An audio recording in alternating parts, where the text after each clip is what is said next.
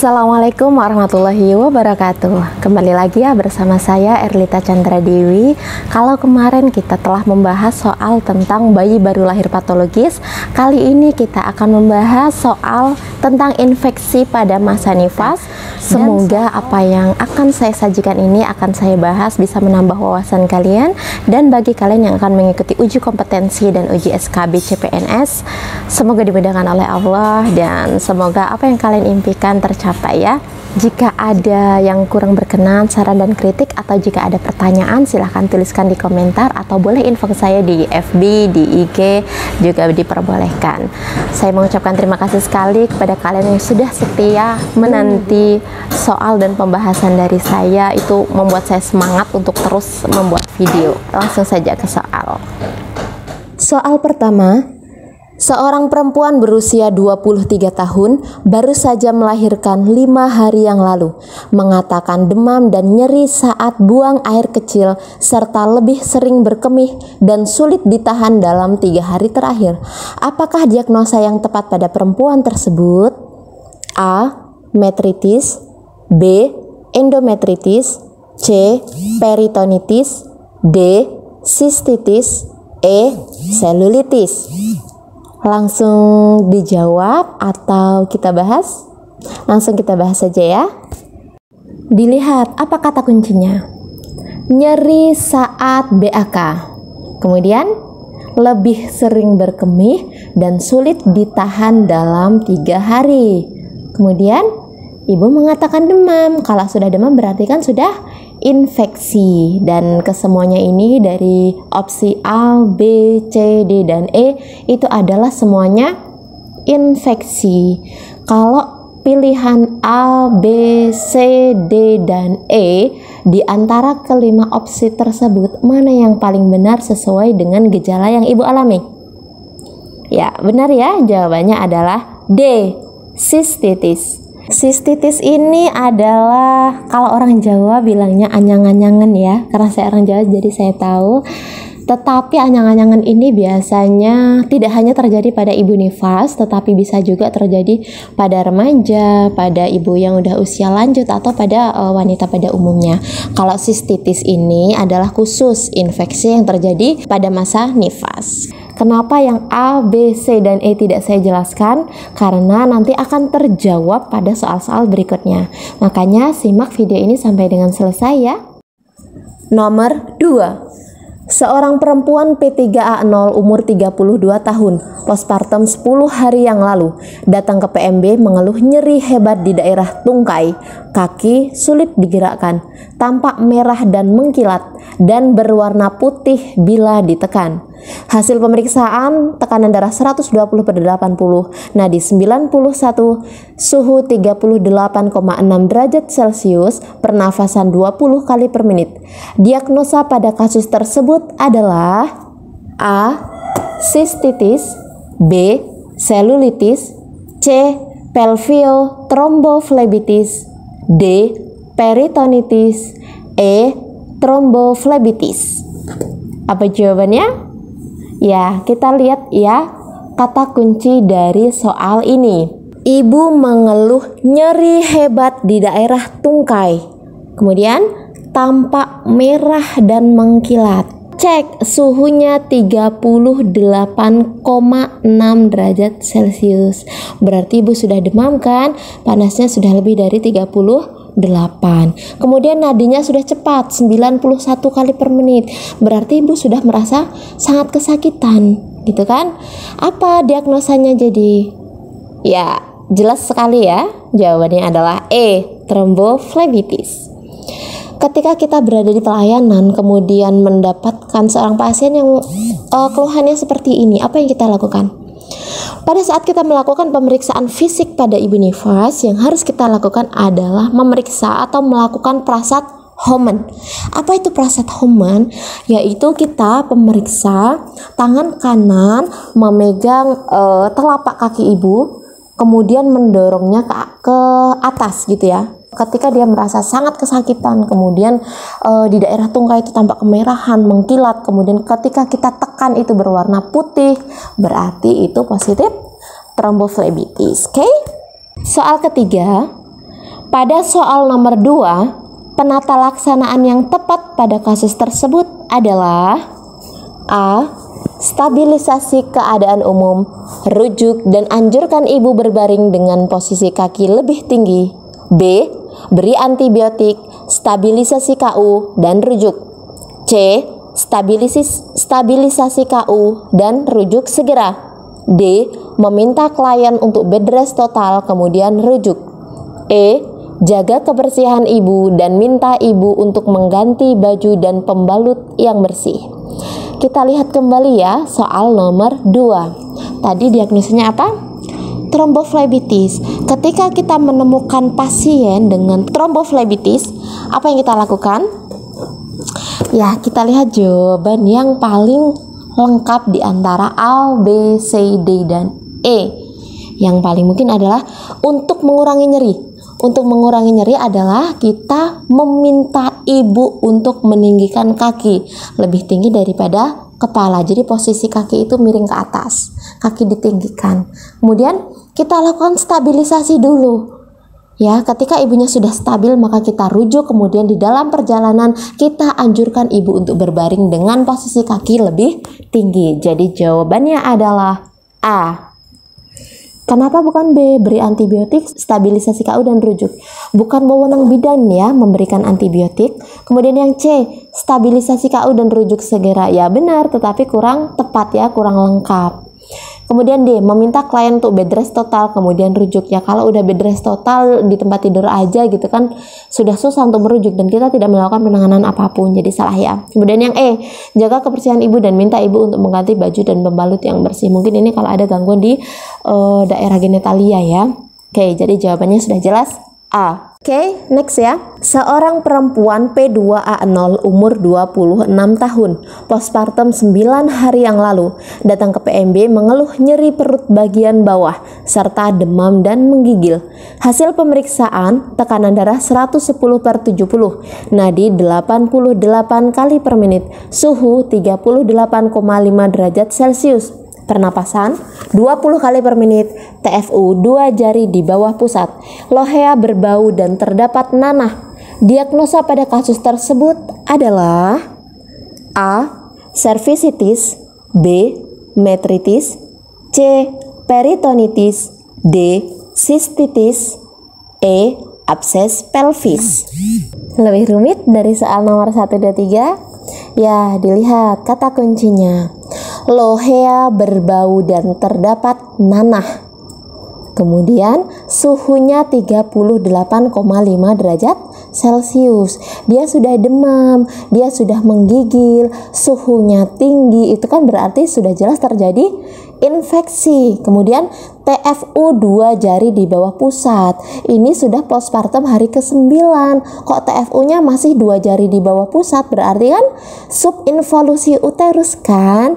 Berarti kalau terjadi subinvolusi, loheanya berbau dan terdapat nanah, suhunya sudah naik, berarti sudah terjadi infeksi di uterus. Apa nama lainnya? Ya, jawabannya adalah B. Metritis. Nama lain dari metritis itu adalah endometritis ya, sama ya, berarti infeksi di uterus. Soal kelima, Nyonya Vina umur 30 tahun, P3A0, postpartum 13 hari yang lalu, datang ke rumah bidan mengeluh nyeri perut bawah dan kembung, serta demam dan menggigil.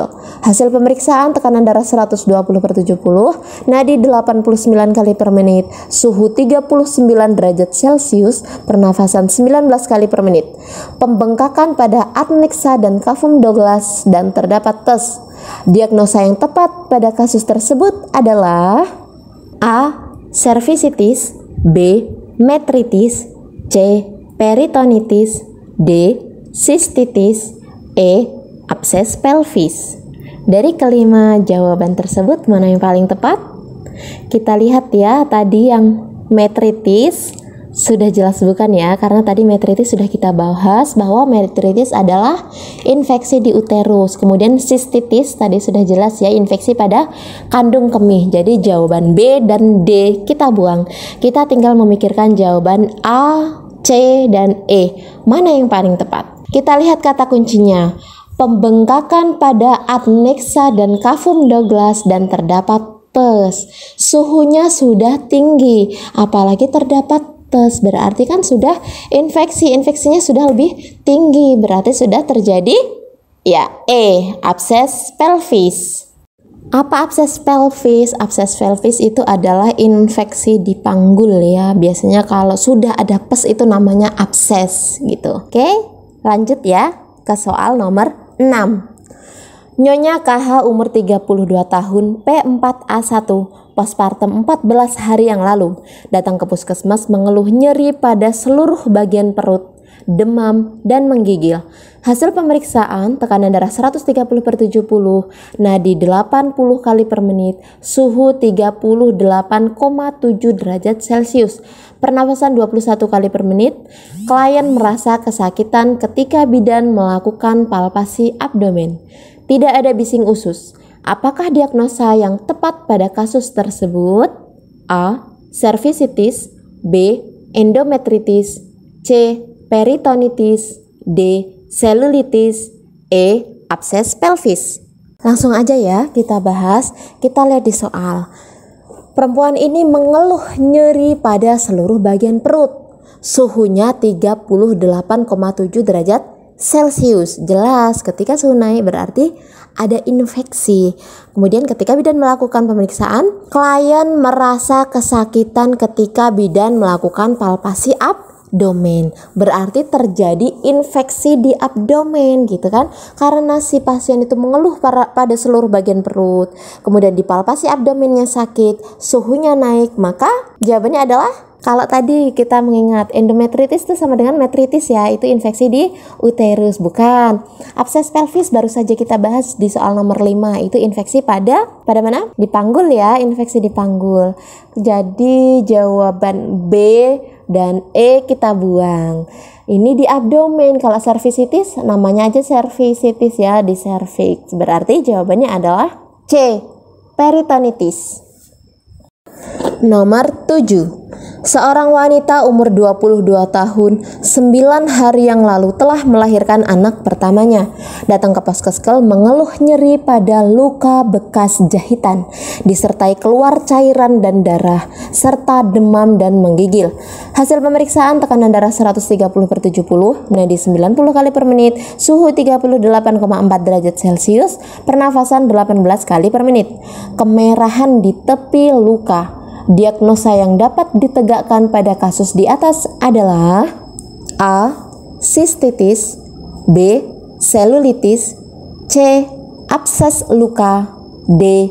Peritonitis, E. Abses pelvis. Bahas ya, lihat kata kuncinya. Nyeri pada luka bekas jahitan. Ibu sudah 9 hari postpartum kan. Kemudian di bekas jahitan itu keluar cairan dan darah serta demam dan menggigil. Suhunya 38,4. Berarti sudah terjadi infeksi di luka bekas jahitan. Apa namanya? Kita lihat opsi A, B, C, D, dan E ya. Kalau yang A, sistitis, itu tadi apa? Sudah kita bahas ya, bahwa sistitis adalah infeksi pada kandung kemih. Kemudian peritonitis, baru saja kita bahas ya di soal nomor 6, itu adalah infeksi di abdomen. Kemudian abses pelvis, yang namanya abses itu biasanya sudah terdapat pus. Abses pelvis itu adalah infeksi di panggul yang disertai dengan pus. Kemudian yang C, abses luka. Kalau udah abses berarti terdapat pus. Di soal ini kan tidak ada pus ya, belum ada pusnya. Jadi jawabannya adalah B, selulitis. Kalau selulitis tidak teratasi, maka dia akan menimbulkan pus dan namanya adalah abses luka. Ya, sudah jelas ya. 8. Penanganan awal yang tepat untuk kasus nomor 7 adalah, kita kembali ke soal nomor 7. Soal nomor 7 diagnosa adalah selulitis. Selulitis adalah infeksi pada luka bekas jahitan. Yang kita lakukan adalah A, rujuk ke rumah sakit, B, beri antibiotik, C, beri analgetik dan antipiretik, D. Kompres luka dengan kasa lembab dan minta klien untuk mengganti sendiri tiap 24 jam. E. Beri betadin pada luka bekas jahitan dan minta klien untuk melakukannya di rumah setiap 6 jam sekali. Ya, di antara kelima jawaban tersebut yang paling tepat adalah apa? A. Rujuk ke rumah sakit. Ya, yang ditanya itu penanganan awal ya. Jadi apa yang harus kita lakukan di awal sebelum kita merujuk? Ya, yang paling benar adalah D. Kompres luka dengan kasa lembab dan minta klien untuk mengganti sendiri tiap 24 jam. Jadi kasanya diganti setiap 24 jam. Kalau beri antibiotik itu bukan wewenang bidan ya, sekali lagi. Kemudian beri akan analgetik dan antipiretik itu hanya mengobati gejala tetapi tidak mengurangi si infeksi itu. Kemudian memberikan betadin di materi tidak ada ya teori yang mengatakan bahwa untuk menangani selulitis itu diberikan betadin setiap 6 jam sekali. Jadi yang paling tepat adalah D. Soal nomor 9. Nyonya FY P2A0 umur 25 tahun, melahirkan 11 hari yang lalu di Dukun. Datang ke PMB mengeluh nyeri hebat di daerah paha, kaki sulit digerakkan, tampak merah dan mengkilat, dan berwarna putih bila ditekan. Hasil pemeriksaan tekanan darah 130/80, nadi 92 kali per menit, suhu 38,8 derajat Celcius, pernapasan 20 kali per menit. Apa diagnosis pada kasus tersebut? A. Pelviothrombophlebotitis. B. Thrombophlebotitis. C. Thrombophlebotitis femoralis. D. Thrombophlebotitis vena uterin. E. Abses pelvis.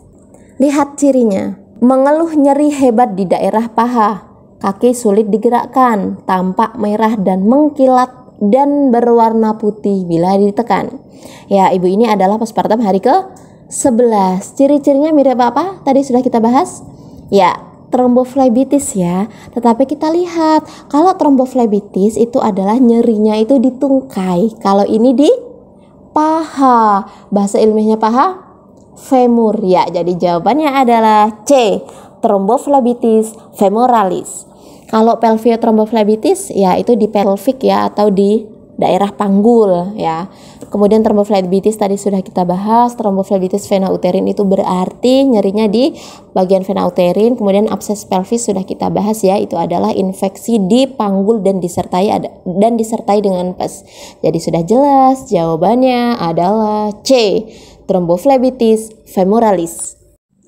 9 soal dulu ya dari saya tentang infeksi pada masa nifas. Nanti akan kita lanjutkan pada video berikutnya. Insya Allah ini udah selesai, sudah mewakili jenis-jenis infeksi pada masa nifas. Saya akan memberikan tips agar kalian lebih mudah untuk mengingat. Yang harus kalian pahami adalah lokasi infeksi. Ya, jadi nama infeksi itu dan lokasinya. Kalau gejalanya itu bisa ditebak. Biasanya ya pasti panas, suhunya tinggi, menggigil gitu ya, nyeri itu pasti gitu ya. Jadi yang harus kalian hafalkan adalah nama infeksinya dan lokasinya. Kita ulas ya. Pertama tadi dari sistitis, itu adalah infeksi pada kandung kemih. Tromboflebitis itu pada daerah tungkai. Kalau tadi ya di soal terakhir tromboflebitis femoralis itu di daerah paha. Kemudian metritis. Metritis itu sama dengan endometritis. Jadi infeksi di dalam uterus. Kemudian abses pelvis. Pelvis itu kan panggul ya. Kalau sudah ada nama abses itu biasanya sudah terdapat pes, sudah terdapat nanah, purulen. Sehingga namanya abses pelvik. Infeksi pada daerah panggul disertai dengan pes. Kemudian peritonitis itu adalah infeksi di, ada yang masih ingat peritonitis? Infeksi di abdomen ya, seluruh bagian perut itu sakit. Kemudian ada selulitis, kita ingat selulit ya, kulit selulitis. Itu adalah infeksi pada luka bekas jahitan ya. Luka bekas jahitan di perineum bisa. Kemudian kalau abses luka itu berarti sudah terdapat pes. Kalau selulitis itu belum ada pesnya ya, biasanya hanya demam, sakit, menggigil, kemudian nyeri, berdarah gitu dan lain sebagainya. Ya, alhamdulillah sekali ya sudah selesai pembahasan soal dari kita. Bagaimana? Sudah pusing? Kayak kita istirahat dulu ya. Nanti kita akan lanjutkan lagi dengan materi yang lain. Kalau ada yang ingin ditanyakan, silahkan tuliskan di komentar dan jangan lupa untuk subscribe, like, dan komen agar saya lebih terpacu untuk membuat soal dan pembahasan lagi. Saya mengucapkan mohon maaf apabila ada kesalahan dan saya akhiri. Wassalamualaikum warahmatullahi wabarakatuh. See you.